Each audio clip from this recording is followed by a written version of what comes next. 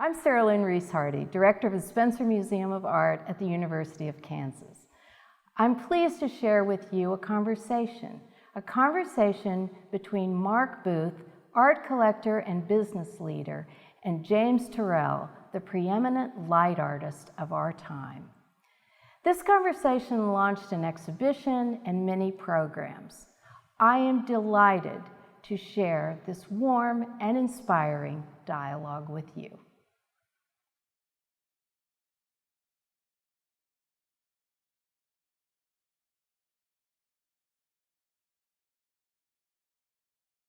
James is a good friend, and obviously one of the most interesting and important artists today. Tell us a little bit about where you grew up and what kind of home environment you had, and then when you got to college. I grew up in a family of educators that all came from agricultural roots. They were Quakers and from an intentional commune in the Six Rivers area, which is McCollumney, which is the third canyon, or second canyon north of Yosemite. So then my father was a French Huguenot who thought a Quaker woman would be reasonable, except he forgot that the Quakers at the time were not very interested in alcohol. So he had his wine cellar in the cellar and didn't bring it up to the table, but that was the accommodation there. And my grandmother was a close personal friend of Carrie Nation. That mother was WCTU, so that tells you why I have enjoyment of wine. But interesting upbringing in Southern California. And I think that sort of had a lot to do also with my grandmother was the good Quaker, so she would be at meeting, and my father would take me, and occasionally my mother would go, but even though she was birthright Quaker, was not always there. Right. But that was an interesting relationship with my grandmother because she was very strongly involved in her spiritual pursuit and always liked to express the fact that in meditation you were to go inside to greet the light, and always talked about the light inside, the light that you encounter in dreams. Mm-hmm. And so these were big influences. Very, very strong. And I think that then of course the rest is sort of like Southern California, which is USC and USC versus UCLA. You're either on one side or the other. And of course I went to Pomona College, which was neither. But we also had an interesting mascot, which was, it wasn't a fictitious bird like the jayhawk. It was an extinct bird called the sage hen. So I went to schools that had similar kinds of mascots, the fighting sage hen, and then I went to University of California, Irvine, and their mascot was the anteater. So it's good to have interesting mascots, I think. So when you were in school, did you have an intention to be an artist? No. Did you draw? Were you drawn to drawing or Oh, certainly I did painting that, or- and mothers can always have the things that they put on the refrigerators with magnets to actually, substantiate any way a child goes.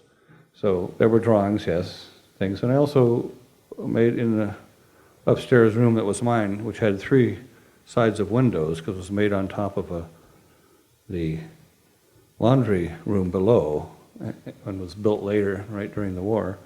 And it had blackout curtains. And because there were blackout curtains, I then carefully put all the sky at zenith, so I could see all the constellations when a little precocious, weren't you? But that was my first installation piece, right. This is a good revisionist history here, but those were interesting to me to see this. 83 sky pieces now. Because that was the first time I was really dealing with the fact that, light reveals. I mean, we use light to illuminate things. But the fact is also light obscures. When light illuminates the atmosphere, you can't see through it to see the stars that are there in the day. So this idea that we have these dual existences of night and day, and of living in the dreams and living during the day. It was always interesting to me. Your first show with was when you were how old as an artist? At 23. At 23.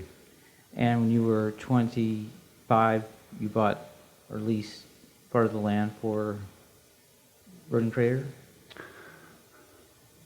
Let's see, 26 actually. 26 years yeah. old. So you had 2 major shows as an individual at this point in your career, and you buy a piece of land in the middle of the desert in the middle of Arizona. Well, I first leased it because he wouldn't sell it to me. Right. So, and then after the lease, then I got an option to buy, and I couldn't buy it because I didn't have the money to do it, which What he were thought you was thinking? You're just crazy.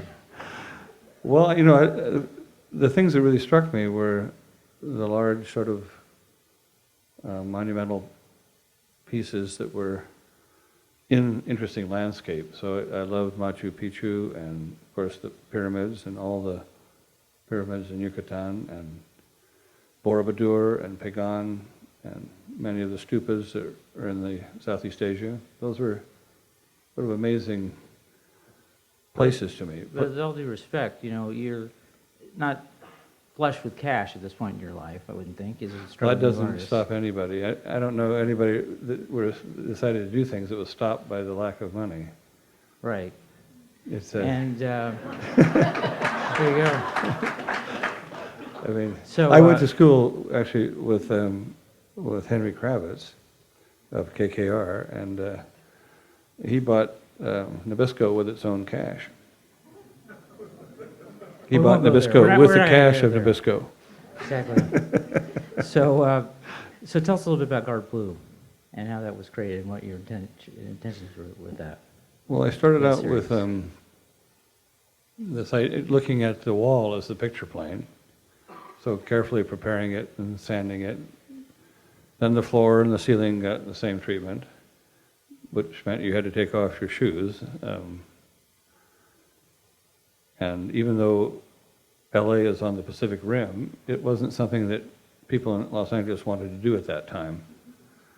And I found out, even though we had this sort of relationship to Asia and the Orient, taking off the shoes was one thing, sushi was another. But, so that was very popular at the time, as I remember, and everyone was getting very involved in Asian culture, but taking off the shoes was difficult. I found out in France when I made sky spaces where you had to swim underwater to come up inside the piece, that people were much more likely to take off all their clothes than to take off their shoes. So I first started with this idea of preparing the space, and it was like Plato's cave. You know, in the book 7 of the Republic, he talks about the cave and its relationship to perception. And this is where this idea of being in perceptual psychology came, is that one of the reasons that I had difficulty with the art classes is that they were teaching the color wheel. So if you mix blue paint and you mix yellow paint, you get green. But if you take blue light and yellow light, you'll get white light. Or red light and green light, you'll get white light. So obviously I had to learn the spectrum. And it's a little bit like jumping from Euclidean geometry, where it works very nicely on a page, but you can't hit the moon with Euclidean geometry. You're going to have Riemann geometry at the minimum. And so this idea of learning the spectrum is something that this culture still faces. And also we have a lot of prejudice perception as well, which is very interesting. I mean, first of all, we have red-green blindness in the male, and that's where we put our traffic signals. So, I mean, what are we doing? I mean, it's and then of course the fact is that blue is warmer; it's a hotter color than red. But we like to, with interior decoration and with our prejudice perception, we have decided and have taught that red is warm and blue is cold. So these are some of the strangenesses that you have to deal with. And I've always felt that I did an art that takes place between the actual limits of our perception, like some of the dark spaces, right on the edge of actual seeing.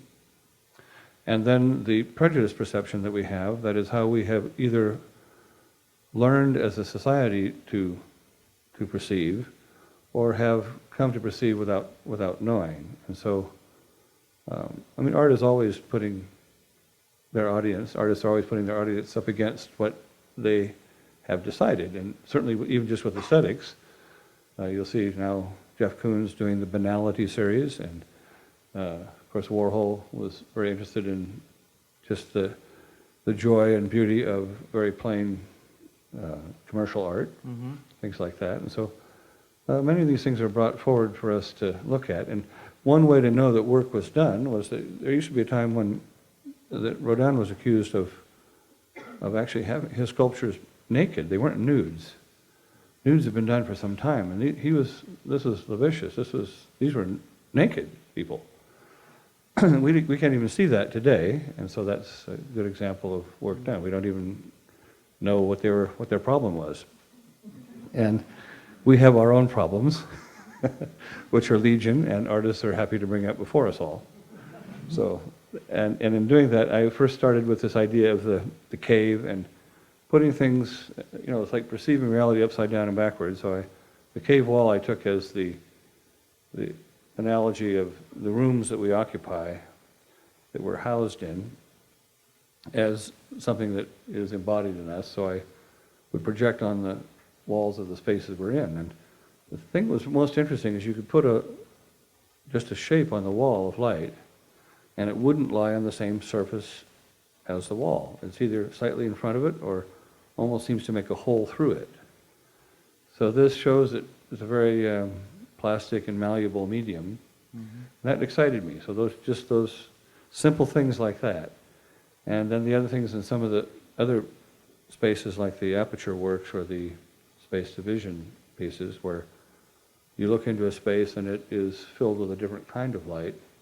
You're in a space that has light on the walls, like over here, and you look into a space where it's just ambient light only, and so the light actually starts to hold the space. And you can tune that by changing the volume of the space. Just like when you're in a shower and you sing in the shower and one note makes your voice sound incredible. That's a resonant cavity, and you're making the note or a series of notes that will resonate that cavity. And this happens also with the color of light. And it looks like the light gels up and it's almost like a fog to touch. And these little simple qualities were something that was remarkable to me, because then this looked like, this began to look like how we see light in the dream, in the lucid dream, where the colors are very intense, where they radiate off things and people, and where light defines the space as opposed to concrete physical structures creating the space. And one example might be if you're ever on stage and you have the footlights and the stage lighting on you, sometimes that light is so bright that even though you're in the same room as the audience, you can't see the audience. They see you, you don't see them. You're in the same concrete physical space, but light has been, the space has been defined by where light is and isn't. Just like when the sun lights the atmosphere, we don't see through it to see the universe. So these kind of ideas are realized we're able to work in close space, that is very near us. And so you could begin to actually make structures, make form, make light that filled the space and resided in it, and have that actually be the predominant thing you saw. You know, I think as a student here, when you were doing this, there weren't too many people doing the kind of work you were doing, I don't think, were there? No, Robert Irwin was still painting, but his painting was moving into the same arena where he brought the painting out from the wall and then used the shadows of this painting to dissolve it into the wall so that what was physically there was dissolved and had its light aspect predominant. So in some ways, we kind of came from opposite sides. He would dematerialize physical objects into their light qualities, and I would like to materialize light into its physical quality. And so we even did work together a while for this art and technology show in '68. That's when it started anyway. It was to be shown in '70. And worked with Edward Wirtz, and he was, Ed Wirtz was with the Garrett Air Research. He was a physiological psychologist, and we worked together with him and did a lot of sort of amazing work. First of all, they had to teach the astronauts to slow down their heart rate because the early rockets had a very quick acceleration, because we started out essentially with the V2, which became the Redstone rocket. And so these things actually left the gantry at a very high rate. Today you see these things just lumber off very slowly. But at that time, they were worried about keeping these guys alive. And so we started off with getting them to be able to relax and slow down by doing alpha conditioning and getting them into meditative state or alpha state. And then the heart muscle we all think to be just an involuntary muscle, but actually it's possible to learn to control the heart. For instance, you don't know how you do this, but you know when you're doing it and when you're not doing it, which is all you need to know. There isn't any sort of intellectual thing about how this finger is really controlled. The same is true with the heart. So we then did biofeedback with the heart muscle to help them. First of all, they would have to relax, so as they went to the gantry, they were not high anxiety, and then you release adrenaline into the body, and that actually increases your heart rate. So we had to get them to relax, and so they could go in, and that's why they were just the coolest people ever, because they were. They literally were. These guys actually meditated and learned. Well, they had a high alpha state, and you can call that whatever you want. That's what you exhibit in meditation after you've learned it well. And then they actually had learned to slow down their heart rate as well, so that they could survive these. Both the Gemini and Mercury and Gemini programs were a little bit difficult with that. Then later with the Atlas V, it came off much more slowly. So we worked with him to do that. And so here are two artists working. Of course, I did take psychology, perceptual psychology, and then this man David Nolis also worked with us. Now, he was from Harvard, and that's the Harvard department that brought you Baba Ram Dass, Timothy Leary, and one that nobody remembers, David Nolis. But David Nolis worked on the space program and was worked with Edward Wirtz, was really one of the brilliant people to help with that, with their training. So this is a very interesting crew, and amazing crew. Yeah. Well, when would you say that the art world kind of understood what you were up to? That you were, or maybe that's not the right way of asking the question, but when do you think that you started to move from the artist who was creating these new ideas to being more established, or to more? Several weeks ago, I think. I mean, I'm one of those artists that keeps being rediscovered. But how many artists do you think have had, Turrell, do you think have had 3 simultaneous shows, the quality of the Guggenheim and Museum of Fine Arts? Well, one thing I want to say is that I do a work that tends to hog space, and so if you're in a group show with me, I apologize before we even begin, because my work takes up a lot of space to work, and that's partly with how vision works. It takes a little distance. These earlier pieces you can get much closer to, but later it required much more space, and so I'm representing. There are 23 works in these 3 shows, large works. I'm not counting the prints and holograms, things like that. But so I'm representing 48 years of work with 23 pieces, and so I look at it as one show, and I had to get together several museums, and I think that's the interesting part, is to get museums to work together. This is the part that proved to be most difficult. Wow, it's unbelievable. When you think about your biggest influences today, what would you say is your what's motivating you now? What are your inspirations? Well, we've talked about this before too. I'm inspired by people who have ideas and then put them into reality in some way.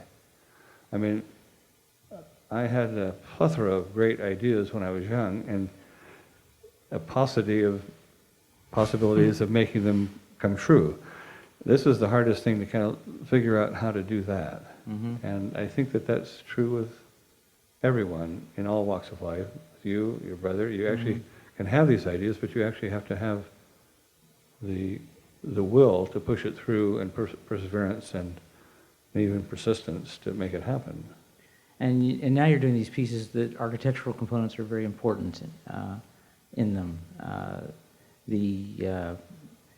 The pyramid in Mexico, for example. Can you tell us a little bit about how you're incorporating the physicality of the work? In the beginning, it was not the physicality as much, if you will. Well, as we were talking about before, this happened, the beginning of all this happened very shortly after I began as an artist. I was interested in these beautiful geological situations, or beautiful sites, that then in some way took you beyond the reality where we are now. And there's a lot of art that does that. I mean, I've looked at, I look at Rodin. There's if there ever was a mystic artist, there's an artist that's out on the edge.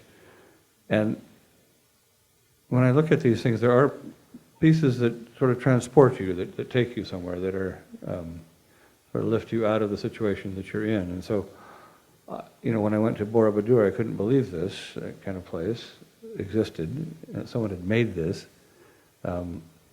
Also in Pagan, in Machu Picchu, was an amazing sight when you go there. It's just breathtaking.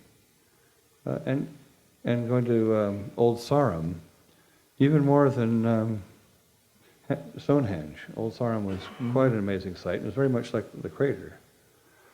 So these places were things I wanted to make sort of touchstones, or these places where we went to, and maybe they took a journey to get to, so maybe the journey was part of it as well.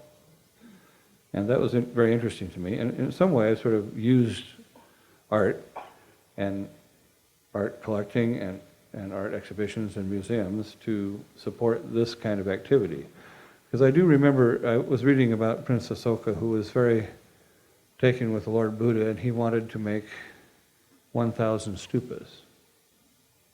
And he ended up making more than that, but that was he was going to make 1,000 stupas. And then the Quakers have this strange thing about art, because we weren't supposed to do decoration. The Quakers don't sing and do music. If you want to do that, you have to be a universalist. And so what they would do is they had these several schisms, and there's a movie that maybe many are not familiar with called Friendly Persuasion, but in that Gary Cooper is the birthright Quaker, and his wife is a convinced Quaker, becomes a minister, and she's very taken by everything, and he gets sort of involved in music, which she finds to be, the work of the devil. At any rate, he gets an organ in all this and starts to play. And there was this essentially a schism in Quakerism, and the Wilburites and the Gurneyites had this division. Now, and then along came the Hicksites, and the Hicksites were Edward Hicks. You may know about this painter, Quaker painter, that he did these paintings called The Peaceable Kingdom. Now, everyone sort of thinks there's one painting, The Peaceable Kingdom, and it's usually the one William Penn making the treaty with the Indians. In fact, he made over 100 of these paintings, always with the lion and the lamb, which gives you a good insight into the naivete and Pollyanna viewpoints of Quakers regarding war. But he made over 100 of these paintings. So I thought, well, I'm very interested in the sky. I'm very interested in this, how the sky comes down and meets the space that we're in, and making that that part of this sort of picture plane that we were talking about before, because I first started by putting light onto the wall, and then I cut the hole into the wall, and then I cut the hole into the ceiling. And I worked with this inside to outside, and especially working that at PS1, starting out with this sky space idea, which is essentially a meeting house that was made into a convertible, which I thought was kind of clever as a young Quaker child. I mean, that's obviously what we were not supposed to think, but I thought that would be a good idea, and so that piece was called Meeting, where I opened it out like that, and then I decided, well, I'm going to make unique spaces like this, and I think I'll try to, I'll do 100. That's what, it's not 1,000 like Princess Oka, but it's more like Edward Hicks, and so I'll make 100. And right now I've made 82 in 26 countries and 21 states. And rocking. Yes, Exactly. on the way. But so that was sort of that idea of wanting to make these places where people would look up. Go to New York, sit on the second floor or any room, any level above first floor, and look down at the people. They never look up. The only people who look up are the occasional tourists. But everyone else is always looking down. So just to get people to look up was a big thing. And then this idea of sky and our projection into it. You can you can be in a very smoggy city of Beijing, and you can make a perfect sky. It is incredible. These are so beautiful. It's hard to describe how beautiful they really are. The holograms, can we talk about this for just 2 seconds? Because you have a couple downstairs. They'll tie us into Rockney Krebs, too. He was a laser guy at EAT at the time. Great. And Rockney was very taken by lasers, and he kept telling me, well, you need to work with lasers, and you should do holograms. The problem was, I looked at holograms, they always looked like a still life, almost like an aquarium of light, an aquarium of pickled light that these objects are in. And I thought, well, I don't know how that's anything like my work, because these are all physical things. And it turns out you can't actually photograph light in a hologram. So you have to have a thing. And so how I started was taking a thing, like I started with a piece of glass, but that didn't much work either. So I started with just like a metal plate and would photograph that. And I'd overexpose it so much that you didn't see the thing anymore. So I had to make a bad hologram to make it be sort of like these planes of light that I wanted to work with. So that's how I started out with the holograms. How large were the holograms when you started, and how large are they today? Well, they were expensive to make at the time. You have to have a very still table that they usually have with granite, because things can't move, because just a half angstrom movement will make a black area. I don't think I'd be involved with that project then, probably. Well, I started out in 83. I got the first nice hologram, I guess, 86. And only recently they've been starting to get good. But they're pretty substantial in size now, too. Oh, well, they have 6 feet now, yeah. 6 feet. Yeah. And is there a technological constraint to make them larger? That's money there, Yeah. funding. Good, we found something that talks about Yes. money. There we go. Yes. Something that's cured with the help So now of we're money. even. Okay, good. What, Sir Lynn, would you like to open it up? Yeah, let's do it. Let's open it up to questions, and I'll try to call on people. So, and what I'd love for you to do instead of running to microphones is please just boom your question. So who would like to ask a question? Please, Randy, and loud voice. Could you please speak just a bit more about, you mentioned Journey a few minutes ago, and thinking about the location of your creator work and the other locations that you speak of, I can't help but think of the notion of pilgrimage and how meaningful it is to go through the work to approach the ultimate goal of that experience, and how much that informs the arrival and the experience there. Could you speak more of that? Well, I'll give a slight allegory. There's this beautiful plant in Arizona called the night blooming ceres. A cacti that blooms once a year, and it blooms with the full moon.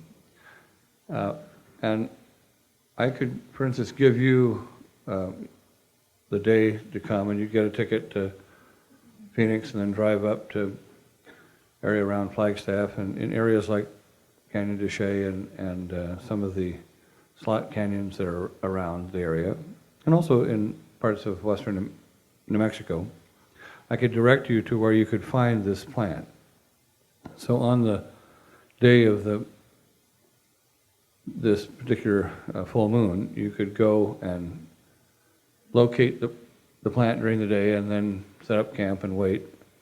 And that evening, somebody could, you would begin to notice that the bloom was beginning to open, and as soon as the moon came up over the canyon wall, it would find this and it would literally track it and open to it. And then you would also have the sensation of all these insects that know this is about to happen, they're all ready for it, they would be there, and it's really quite wonderful. And then in the late evening, it begins to go down, the moon is going down, and the bloom just folds, and it's had its moment. And so you could come and do that. I could give you that journey and have you take that. At the same time, somebody in New York could have a penthouse and they have a greenhouse up there. They have the same object of perception, the same plant, and that same thing would happen. They could serve some margaritas with salt on the glass, and you could have a very nice thing, and you could watch this same plant do that. They're two different experiences, and if you feel to be involved in making that experience and dealing with that, then you, of course, make the journey and have the journey be something that's a part of it. So I think that's important, and that turned to be important for me. Also, I'm interested in having art outside of the museum. Yes, this, we're celebrating a time when I've been doing work in museums all over, but I do these pieces all over the place, from Tasmania to Norway, and from Ras Al Khaimah to Beijing, and so all over these places I'm doing this, and I have several quite remote sites up in the Andes near Colomé, and in the Yucatan, and Rodent Crater, which is not that inaccessible. I mean, particularly here, I'm talking to people who live in Kansas. Come on. You live where many people never go. Actually, I think we hold the records. When I lived in Virginia, we were the state that ranked the least in tourism in America as percentage of GDP. We used to have the world's largest ball of string. I don't know if we still have that or not, but. Well, I live outside of the places where art is proffered, and two of my big heroes. So one was Georgia O'Keeffe, who I went to visit when I was a very young starting artist. Also, now understand exactly what she felt when I arrived unannounced on her door. And she had Juan Hamilton make some tea for us, and she sat down and had a cup of tea, and then she stood up, and I knew it was time to go. But here's somebody who worked at the highest levels of art. Liv Steichen took her paintings into New York, did that. And the other was Agnes Martin. And Agnes Martin, even her vision, she made it into the vision of the West, where, if you put up a camera to the Grand Canyon, you can take a photo here, and photo here, photo here, and it's sort of all equal. You need to have it almost all together. So she did this decomposition, and mainly in the horizontal with her banding and striping, and but with no particular place of focus. Now, I do an art without an object. I make thingness of light without any image. I'm not interested in associative thought, and with no particular place of focus. These are about the most focused, the first works I've done in my first couple of years. But after that, the focus was drawn out. So having a work with no image, no object, no place of focus, what are you left with? And she was doing this art that was similar to that, and also she first came out and lived in a camper outside of Cuba in New Mexico, and then moved to Galisteo, and then eventually up to Taos. And so she was a hero too, because she worked with dedication, but she didn't disconnect herself from her source. And it's very hard to sort of stay with your source in New York, and I found that, and particularly males, and if you enjoy a good party and don't mind drinking, you find yourself really distracted by living in the big city. So you can get a lot more art done if you don't. So for that reason, I've always, my heroines lived in the desert, and that was something I also thought about too. You know, I've now lived 40 years in the desert, and so I've lived in the desert longer than Moses did. So, James, can we take another question? Yes. Okay, I'd like to take another question. Yes, please, and I'm going to try to repeat because I can't hear downstairs, so go ahead. In dealing with the Yes, could you stand, please? in dealing with the sort of thing of light, two strategies that I've really observed in your work is either by like a reductivity in the work here and like with like some skyscrapers sort of whether in a home or ceiling, or through like a theatricality, like a diffusion time or the light by diffusion. And I was wondering if you could talk about that sort of preeminent that you noticed. And then sort of an extension of that, like if there was one that seemed more effective, the isolating of that perception. I'm going to learn from this question to walk this mic okay, out well, there. But it has to do with, the question has to do with the gamut of work from things that are theatrical to a word that was used, which is reductibility. So could you just address those? Well, first of all, I know that very early on, the work that I was doing and Robert Irwin was doing was criticized by Clement Greenberg as being very theatrical. And, And who was you know, I come from Los Angeles, please. You know, New York is a city of culture, and Los Angeles is a city of entertainment. Very, very big difference. I always thought that Las Vegas was what LA wanted to be on its day off. So for one thing, in this thought was this idea of the picture plane, and Plato's Cave was this idea of stepping into the painting. So having this greater involvement with the environment or the whole of the installation, what you entered, wanting to make this other realm so captivating that you couldn't help but enter it. So that was one thought, and so my thought was theatrical, and you know, yes, what's the criticism?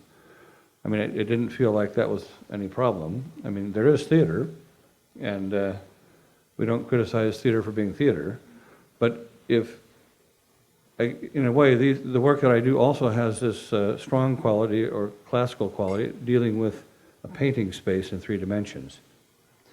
And I guess that's why Clement Greenberg got in on that criticism, and that was a big important thing for New York, to separate themselves from what was happening out in Los Angeles.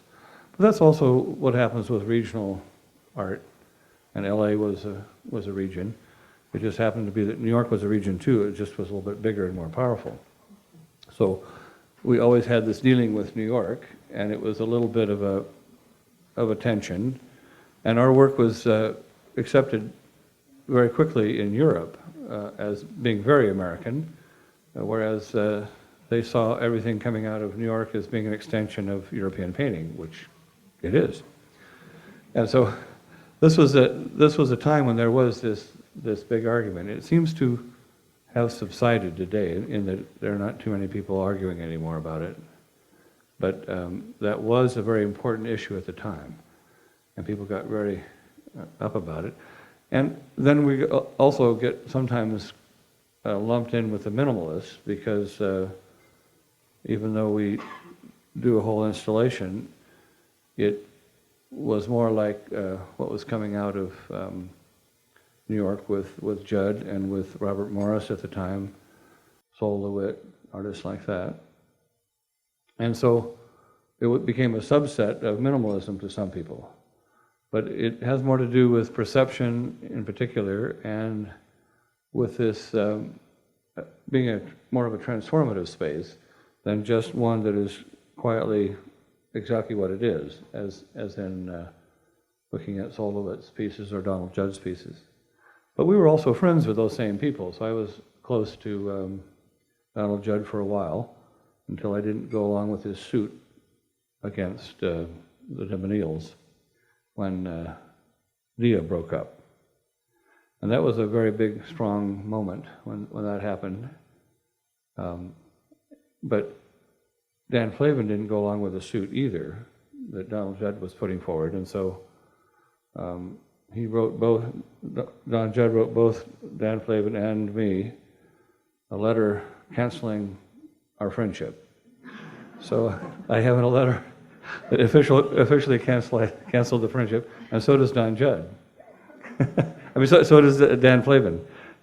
So this was quite a thing. So even though that there was a critical difference between artists were still friends with each other until other issues happened. Okay, is there a question from downstairs that someone brought? Is there a question? No? Okay, so I see way in the back there. Yes. You, yes, thank you. Can you? Everyone has a gift that is given to them that allows them, that facilitates their work, that makes it possible for them to do what they do. So I'm wondering what you see as your gift. So the question was, what is your gift? I'm not sure, and maybe I'm not looking at it for fear it will go away. But I think that sort of the tortoise and the hare, where I'm taking the tortoise or turtle approach, and actually when I played basketball, that was in the newspaper. I noticed one morning that Jim Turtle scored 12 points. So I thought some persistence in staying with it was helpful. So that might be a gift, but it's something you can kind of keep coming back to, because every day we wake up again. It's a new day. It's we are reincarnated into a new day. Yes, we have the baggage of yesterday that we still carry with us, and we can carry that as much as we want. But it is a new day, and so I would just sort of start again. And as I was mentioning before, there are times I felt like I've been rediscovered a number of times, but I've always still been there. So I think that some persistence and staying with it, and just getting up the next day, and like Jackson Browne had that song about getting up and do it again, amen. It is something that is just like that. And we're all part of this tribe. I can go to Tokyo, I can go to Amsterdam, and you can know the cafes where your tribe, your people are going to be. Yeah, they usually dress in darker color. I dress dark blue, not black, but anyway, you can know the people who are interested in art, and you can be in Japan or Korea and find people who know the same artists and are interested in the same work that you're interested in, and in a way they can be actually closer to your sensibility than your own family. Of course, karma explains that the only reason we have families is because we wouldn't know these people otherwise.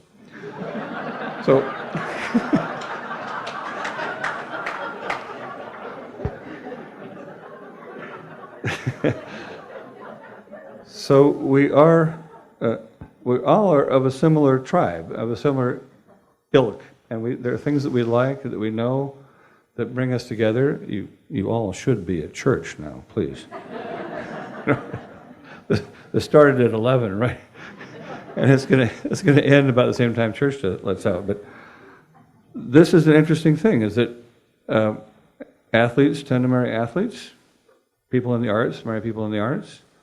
So we are making this interesting change now of moving into this period where selection almost has to do with these ways of thinking or thoughts or what it all is. And you know, there are thousands of artists today, and we're graduating thousands of MFAs each year. So, and of course we don't get involved in thinking that the universities are fraudulent and saying that you can do this by giving a degree in it. But the fact is that we are thinking this way, and this is what we are, this is how we identify ourselves, and this is happening all over. So I feel that just to be an artist, just to be seen as one is what it's going to be, because not only have there been just hundreds of thousands of artists today, but there are thousands of artists before. So just to be one, that's enough. Okay, yes. I am a Quaker, and I am playing hooky from meeting to be with you this morning. Same here. But as such, as you and I know, and maybe a few other people know, silence is a very important part of being a Quaker and attending a Quaker meeting. And so I'm wondering, James, if I may call you James, if you would share with us your thoughts about the importance of sound or the importance of soundlessness to your creations. Thank you. Well, first of all, I did something that was very difficult for me to come to, because I was with a conservative Quaker meeting, and they often, if it was gathered, which means if this group, and it is group meditation, when a meeting is gathered, it has a certain feeling. They would just let it run on, and it might go on up to 2 hours. So today they sort of limit the meetings to 1 hour, and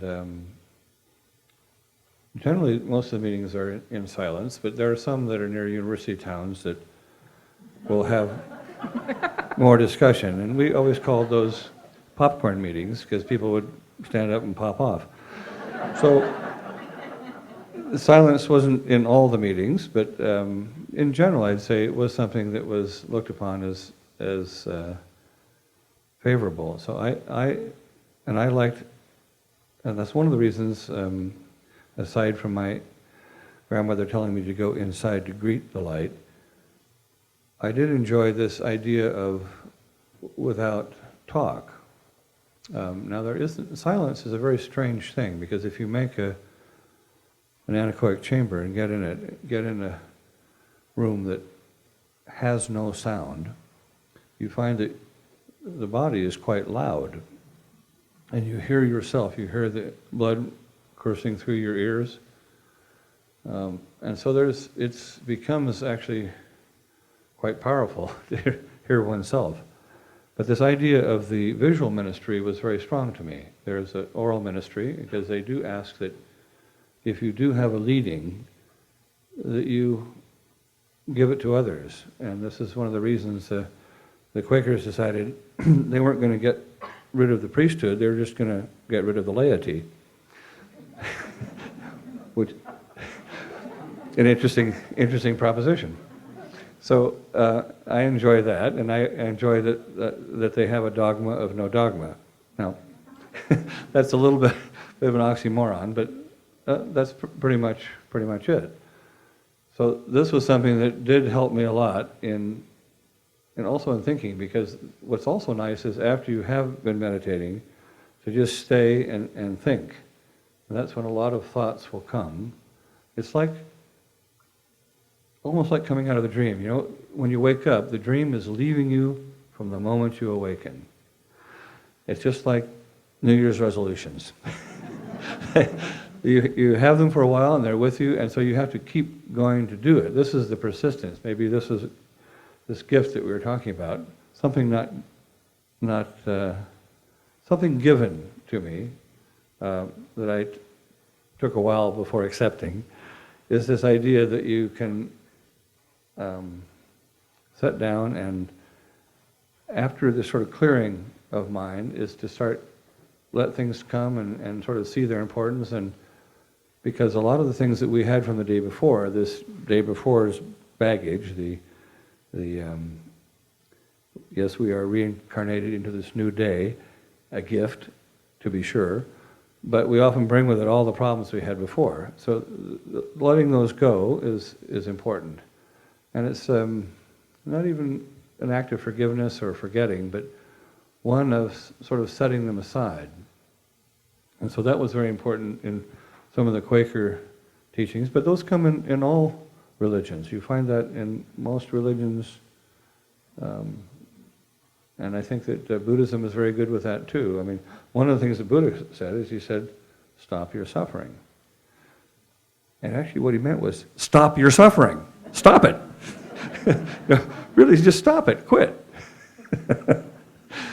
Maybe not quite like that, but... So I'd like to take one more question from this side of the room, if anybody over here has a question. Yes. This probably could come at the end of this presentation, but we've heard recently in the past couple of years about making things invisible that the government or someone has been able to do now, like editing like that. I wondered if you, when you heard about that, if you have any thought about you're using that somehow as an artist to present that to us? So the question is about making things... Yeah, making things invisible. And there is this new technology that they're utilizing that maybe it is more to making things more camouflaged, fit into the background, almost like a chameleon or something of that sort. This is, it's not so much, I mean, what they're doing now is for instance, you can make a vehicle, say you have a car, and this car has a camera out this way, and on this side of it, that is literally what is read out in the plaques or the,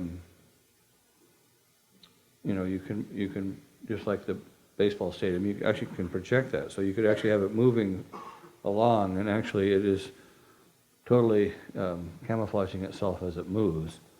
This is something that they are doing now. And that comes from the technology of the LED plaques like they use in the baseball stadiums, or tiles.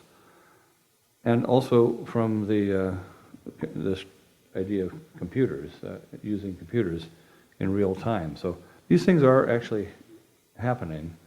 They're generally all put forward into military applications, as opposed to, say, ideas of art. But,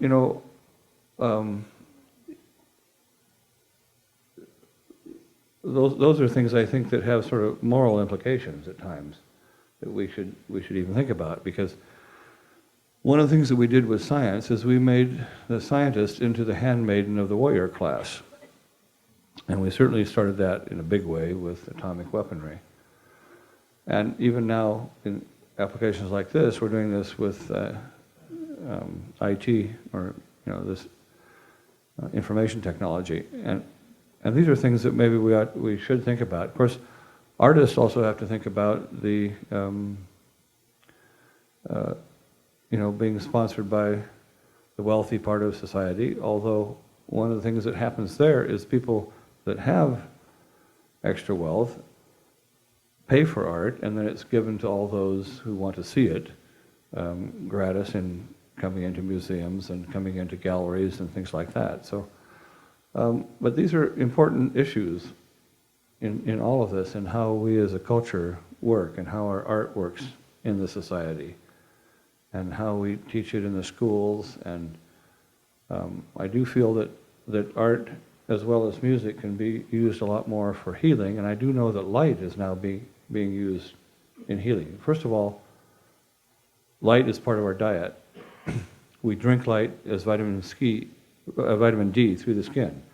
So light taken through the skin makes vitamin D. Without vitamin D, we do get seasonal affective disorder.